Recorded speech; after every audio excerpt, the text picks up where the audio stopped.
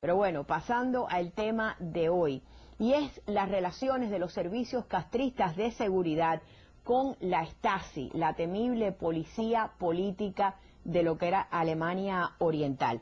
Vamos a tener con nosotros, precisamente esta noche, primero vamos a ver un reportaje que nos preparó René Pedrosa. Un artículo en el periódico local ha despertado una ola de fuertes reacciones en referente a las escalofriantes similitudes entre el Ministerio Interior de Cuba y la Stasi, nombre de la policía de seguridad de cuando Alemania Oriental era comunista.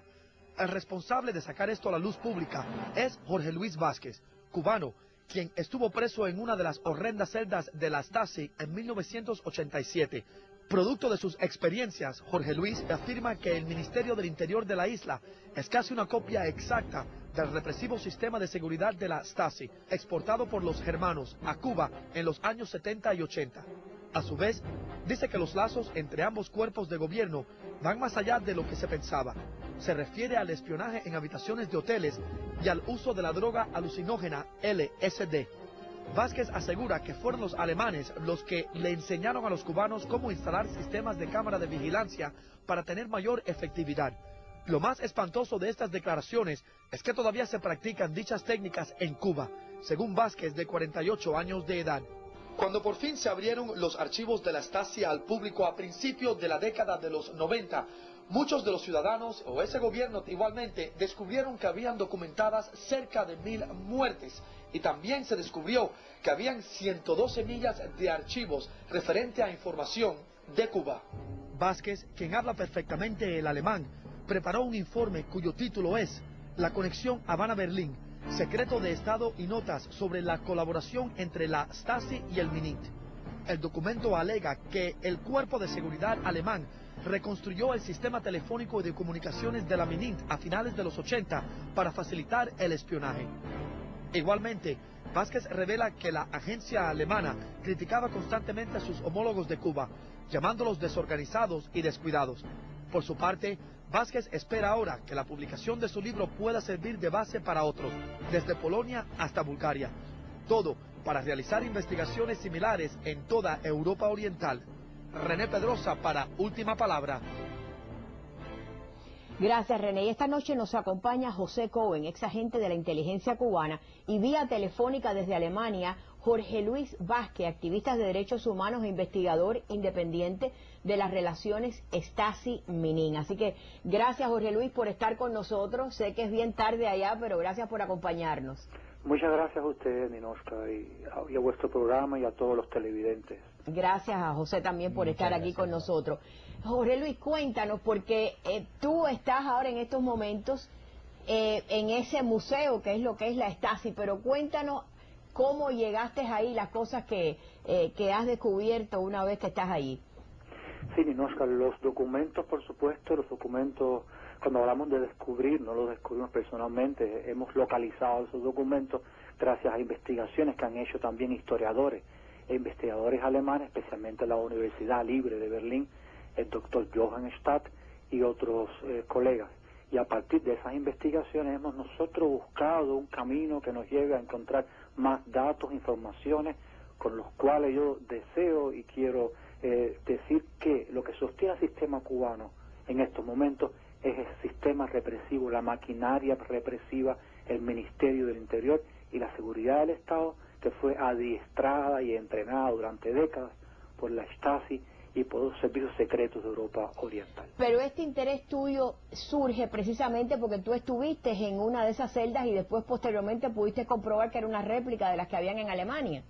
Sí, mis experiencias personales en los interrogatorios, cuando yo fui detenido en el año 1987 y después en Cuba, también en Villa Marista, tuve la posibilidad de comparar ambos sistemas y conocer también la lengua alemana, conocer también cómo funciona el sistema represivo en Alemania Oriental, que hasta cierto punto era invisible, pero realmente estaba presente en cada una de las personas. Estoy hablando de un sistema masivo de observación de los ciudadanos, de simples ciudadanos, de estudiantes, de alumnos, universidades, profesores. Todo el país era controlado masivamente, la cantidad de actas que tenemos aquí en Alemania, y por supuesto esas fueron las experiencias en archivo, imprenta telefónica, chequeo microfónico, que también la Stasi le entregó durante muchos años a los oficiales cubanos, y yo pienso que el señor Cohen tiene muchas experiencias también en este aspecto y tendrá muchas cosas que contar en la noche. Cuando estamos hablando que la cantidad de expedientes se mide por millas y no necesariamente por cantidad, Cohen, ¿cuánta influencia de la Stasi en realidad tiene el Ministerio del Interior? No, era 100%. Es más, te diría más, Ramiro Valdés en particular y muchos viceministros del Interior confiaban más en los servicios secretos alemanes por su alto nivel de eficiencia y de represión y por su uso de la tecnología. Yo me recuerdo que cuando yo estudié en la universidad, yo estudié criptología, y yo me recuerdo que las instrucciones de cómo se armaba un centro legal es el centro de inteligencia en las embajadas. Nosotros nos regíamos por las instrucciones que daban los alemanes. Por ejemplo, los alemanes fueron los que le dijeron a los cubanos que Occidente tenía la manera de detectar a partir del sonido del teclado a qué letra correspondía, y desde 1 milla o 2 millas de la embajada, con ese sonido del teclado podían identificar lo que estabas escribiendo. Se eliminaron por un tiempo todas las computadoras y todos los servicios tecnológicos avanzados, lo eliminaron por recomendación del Stasi. Ahora, ahí tenemos una carta que hoy en día es parte de ese museo de la Stasi, y es una carta de Ramiro Valdés, como encabezamiento del ministro del Interior. Entre las cosas que dice esta carta, va dirigida al general del ejército Erich Mielke, que era ministro de la Seguridad del Estado en Alemania Oriental. Y una de las cosas que le dice es: nuestra necesidad está basada en la ayuda que brindarán sus especialistas para el montaje de la técnica en hoteles de la capital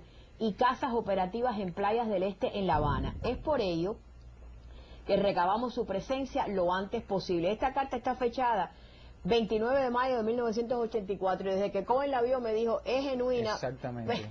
Pero me explicaba por el tipo de letra. Sí. Esas eran las máquinas IBM grandes eléctricas que se escribía con una bolita que tenía este tipo de letra. Exactamente. Los secretarios de los ministros y ellos usaban eso en Cuba en ese tiempo. Lo otro que yo quería, y le iba a exhortar a Jorge Luis que buscar información sobre esto, es que en el año 92, hubo una operación que montó el Servicio de Inteligencia cubano en España, que la dirigió en aquel tiempo el segundo jefe de centro, Feliciano Díaz Pacheco, y se robaron toda la tecnología de ITT, una planta telefónica pero muy avanzada, altísima tecnología.